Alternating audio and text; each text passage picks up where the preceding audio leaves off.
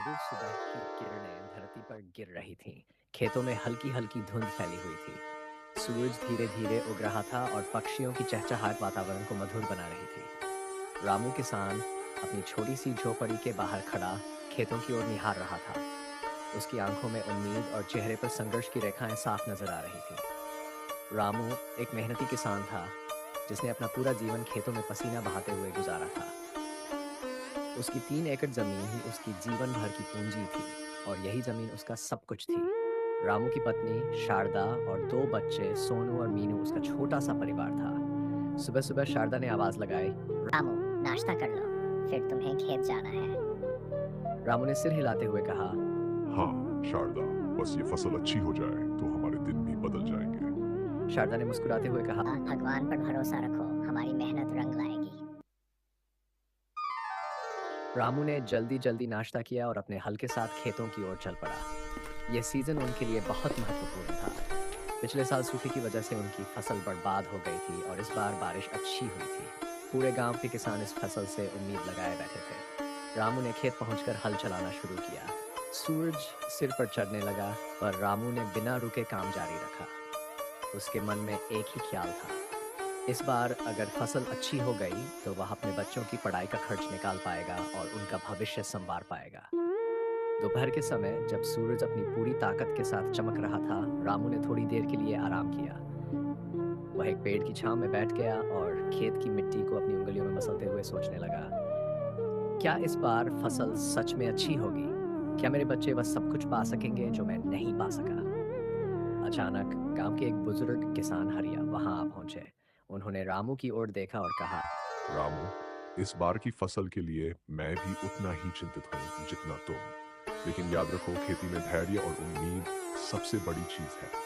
हम अपने हिस्से का काम कर सकते हैं, बाकी सब ऊपर वाले के हाथ में है।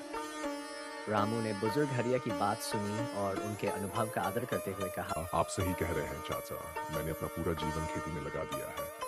इस बार बस ऊपर वाला साथ दे तो हम सबके दिन फिर सकते हैं। दिन बीतते गए और धीरे-धीरे फसल बढ़ने लगी। हर सुबह रामू खेतों की ओर जाता और अपनी फसल की बढ़ोतरी देखकर उसके चेहरे पर एक अलग सी चमक आ जाती। लेकिन तभी एक दिन मौसम ने अचानक करवट ली। बादल घिराए और हवा तेज हो गई। रामू के मन में चिंता की लकीरें उभर आईं। वह सोचने लगा, कहीं ये बारिश हमारी मेहनत पर पानी ना फेर दे। शाम तक बारिश ने अपने रंग दिखा दिए। तेज हवा और भारी बारिश ने पूरे खेत को जलमग्न कर दिया।